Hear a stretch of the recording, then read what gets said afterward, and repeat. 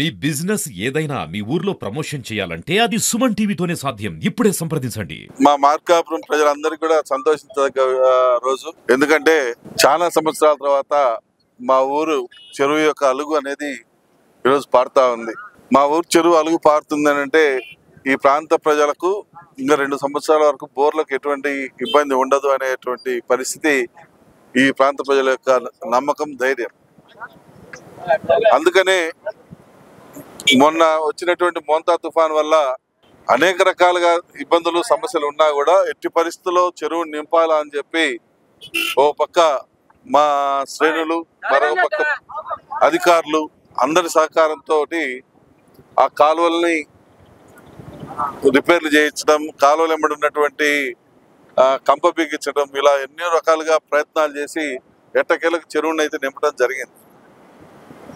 మా తరపున అధికారులకు, శ్రేణులకు కష్టపడి పనిచేసిన శ్రేణులందరికీ కూడా హృదయపూర్వకంగా అభినందనలు తెలియజేస్తా ఉన్నాం.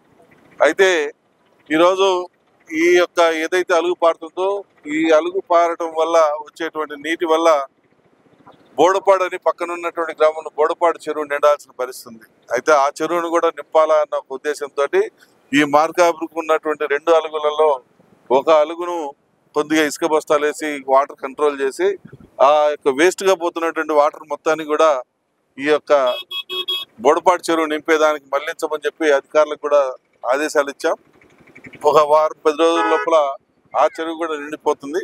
ఈ 2 చెరువులు నిండితే ఈ చుట్టుపక్కల ప్రాంతాల్లో సుమారు ఉన్నటువంటి 20-25 గ్రామాలకు వాటర్ సౌకర్యం కానీ బోర్ల నుంచి వచ్చేటువంటి వాటర్ సౌకర్యానికి ఎటువంటి ఇబ్బంది ఉండదు. ఎందుకంటే గత 20 సంవత్సరాలుగా ఈ ప్రాంతంలో వాటర్ సమస్య మీద, నీటి సమస్య మీద ఎన్ని రకాలుగా పోరాడామో, ఎన్ని రకాలుగా కష్టపడ్డామో, ఎన్ని రకాలుగా ఈ ప్రాంత ప్రజలకు నీళ్ళ సమస్య లేకుండా చేయాలో అన్ని రకాలుగా ప్రయత్నాలు చేశాం.